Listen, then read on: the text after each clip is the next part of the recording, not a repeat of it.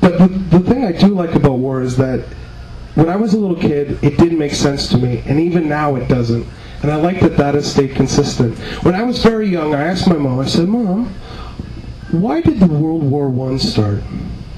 And she said, well, they shot the Archduke Ferdinand. Who shot him? The Serbians. Why did the Serbians shoot Archduke Ferdinand? Well, he was the heir to Hungary. I didn't realize the world was so emotionally involved with Hungary. Well, they were.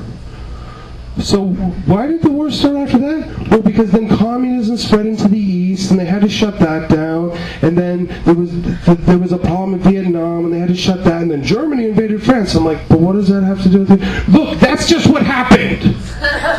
Okay?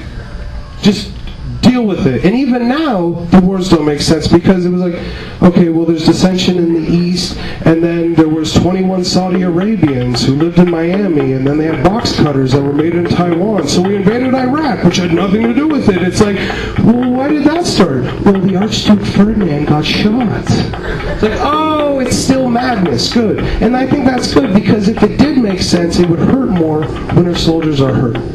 Because it's lunacy, you just go, it's terrible, and then you don't think about it.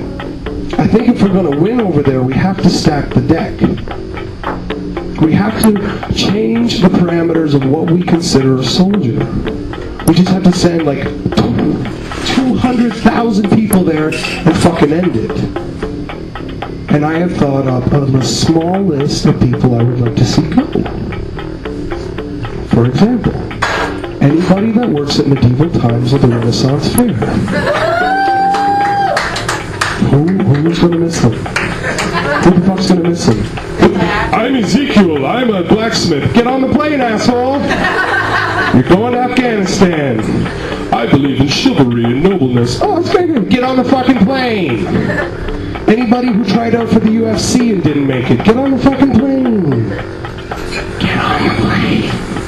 Send the Amish. Give them fucking weed whackers. Who gives a shit? We stop people from street racing because it endangers citizens. Put some sand tires on the motherfucker and mail him over there. Have him drive around the streets and race with all his buddies and take out their people and not ours. Or all the adrenaline people, the guys who are like, I base jump and I do spelunking. Cool, get on the plane, asshole. Death doesn't scare you? Get over to Afghanistan. All the war reenactment guys. They still have war reenactments in Canada and the States, where guys get together with wooden toys and pretend to kill each other. Time to use live ammo, guys. Get on the fucking plane.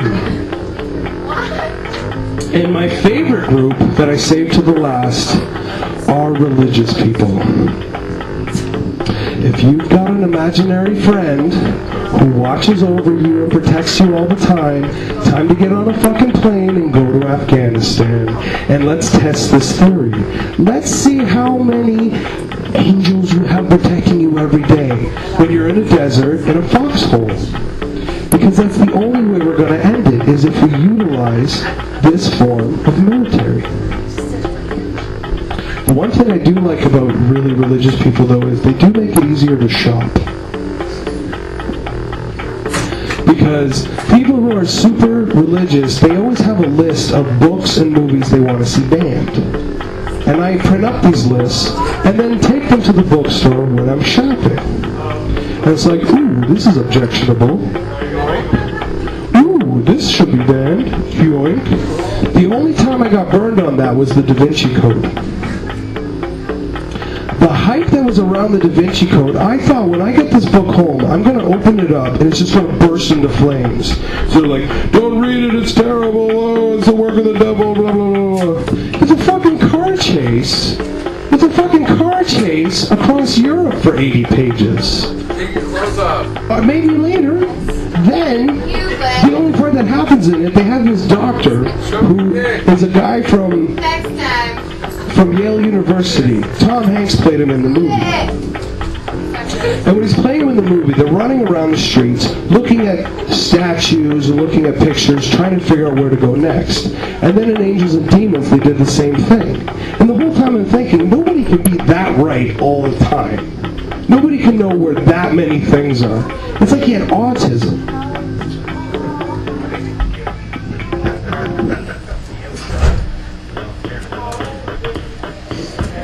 The reason why religious people objected to the Da Vinci Code was it suggested that Jesus had a baby. He had a wife and he had a baby.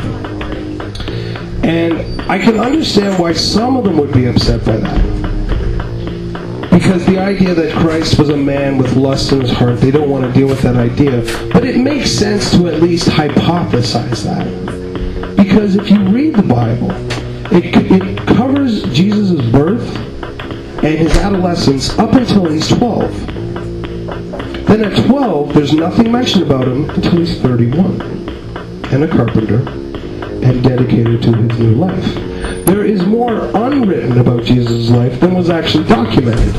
For example, his birth. We all know about his birth. There was a northern star, 3 wise men, he's born in the manger. We all know the details. He grows up, his dad's a carpenter, he becomes a carpenter. At 12, he questions the rabbis in the temple. Then nothing. It picks up when he's 30, which makes sense if you're reading a biography about Walter Cronkite or Waylon Jennings, but when it's supposed to be God in flesh, you'd figure somebody would have scribbled down a note about him in high school. Something. Anything. But there isn't. So the idea that he had a wife isn't completely inconceivable. The other thing that I like about when religious people want to ban books, and they want to ban CDs, is the fact that their own dogma dictates the fact that God made man out of his imagination, and the world out of his imagination. Thy will be done.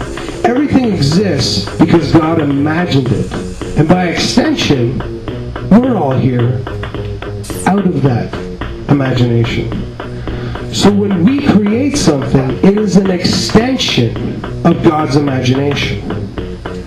When you want to ban a book or a painting or a work of art, you are objecting to God's imagination, which is the only thing they're not supposed to do. They're supposed to celebrate everything that's a work of God. If they object to it, then they're objecting to an extension of God's imagination. But I will say this, religious people have given me a lot of material for tonight, so I am grateful for that. And I'm grateful for you guys for listening to this rant. That's it. Thank you for coming. I hope you had a good time. Good night.